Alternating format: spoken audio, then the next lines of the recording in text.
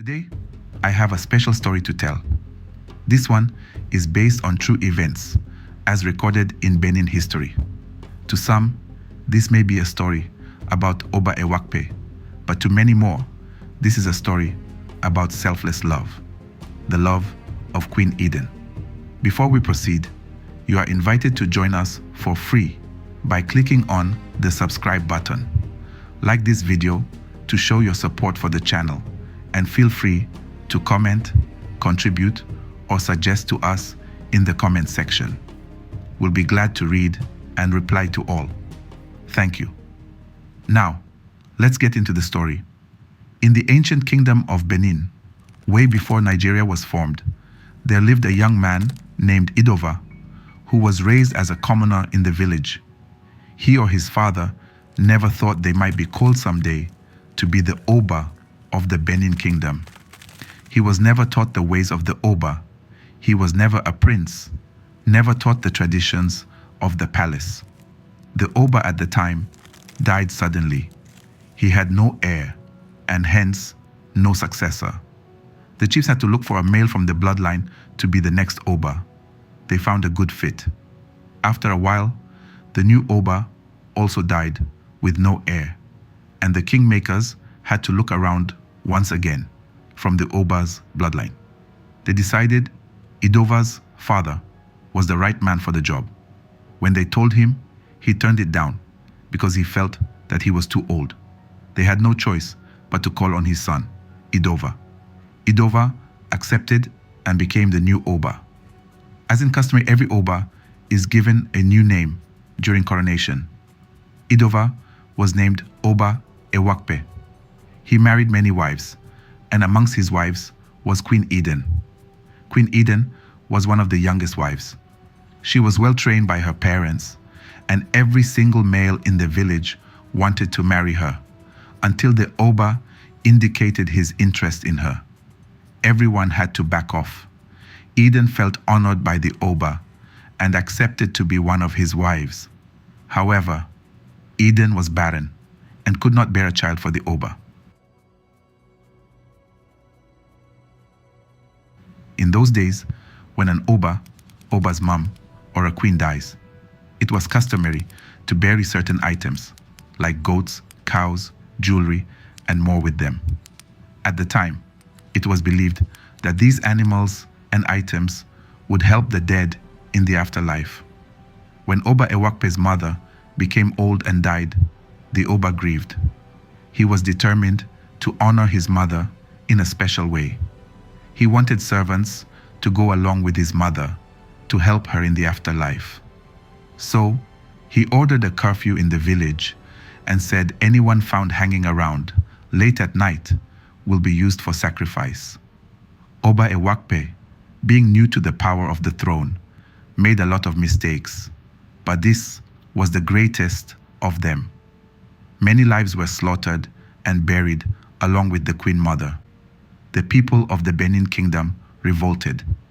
They quit coming to the palace to pay homage to the Oba. The guards and wives of the Oba also walked out of the palace. There was no servant left to serve the Oba. They rejected him as their Oba. The palace became empty. Only one of his wives refused to leave him, Queen Eden. She stayed with the Oba and did not go back to her family like the other wives did. The Oba was depressed, and Queen Eden comforted him. She served the Oba's needs, prepared food, washed clothes, and cleaned. The work was overwhelming, but she continued to do it. Soon, they ran out of food and thought about what to do. The Oba came up with an idea. He suggested they travel to his mother's village. He believed they would welcome him as he honored their daughter, his mother. Queen Eden agreed to go with him, and they set off together. On getting there, they were well received by the villagers and elders. When he told them that he and his wife were planning to settle in their village, an elder said, "You are welcome to live here. However, if you want to be served, you would have to pay someone to serve you. If you cannot afford servants, then you would have to farm and feed yourself and your family. This saddened Oba Ewakpe, but he had no choice but to accept. Together, Oba Ewakpe and Queen Eden worked every day in the farm to get food. They did this for a while, until one day, Oba Ewakpe said he could not do this anymore. He told Queen Eden that she was better they go back to the empty palace and die there. Once again, Queen Eden agreed to go with her husband, the Oba. However, before they left, Oba Ewakpe cursed the land of Ikoka as they did not respect his throne and help him in time of need. Till this day, the people of Ikoka are believed to still be under this curse due to lack of development and lack of progress of the people from the village. They journeyed back to their Benin palace.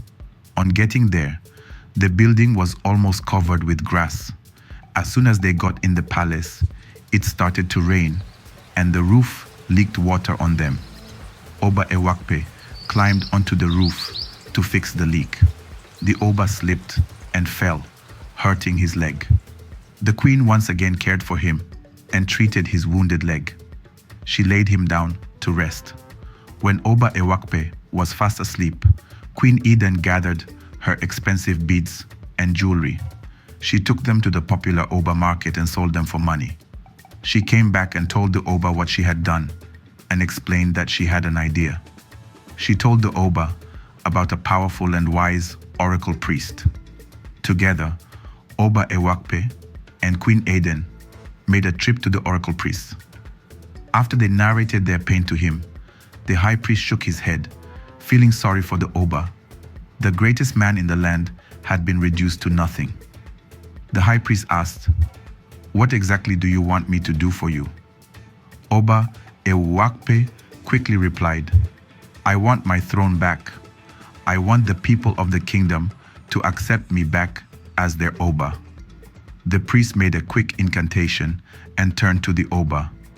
"You need to stage a make-believe scenario," he explained to them. "Buy food items along with sacks and containers.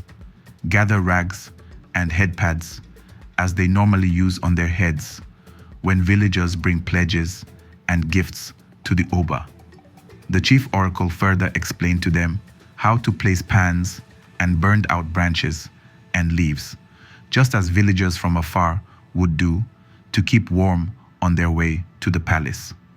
This would make passers-by believe that villagers have resumed paying homage to the Oba.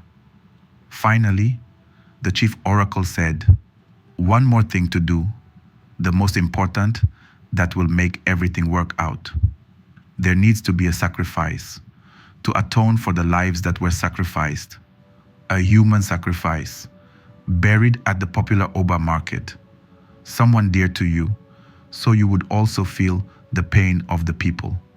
Without it, nothing will work." The Oba left the chief oracle feeling sad and hopeless